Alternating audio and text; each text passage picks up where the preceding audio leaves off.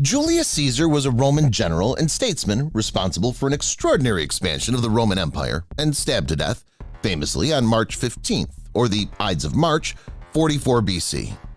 And it was he who, in the midst of being stabbed 23 times, looked up at his friend Brutus and said in Latin, "Et tu, Brute?"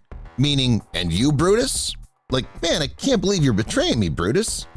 Except, there's no record of this having been said until 1582 AD, more than 1600 years after it allegedly happened, during a performance of Richard Eady's Caesar Interfectus, and made more famous a few years later in William Shakespeare's The Tragedy of Julius Caesar.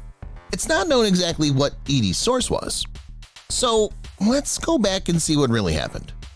Historical accounts say that Senator Julius Caesar grabbed hold of Caesar's toga and pulled it down from his neck, which signaled to the other conspirators that it was time to attack. Caesar, knowing that his own assassination was underway, shouted in Latin, "Iste quidem vis est," which translates to, "Why, this is violence," or "But this is violence." And aside from a groan as he was being pincushioned, he didn't say anything else, which I'm sure we can all agree isn't that hard to believe.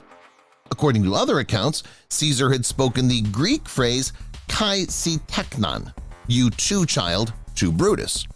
Interestingly, there were two Brutuses there, and both were rumored to have been Caesar's literal children, albeit illegitimate children, that could have inspired the "Et tu, Brute" so many years later.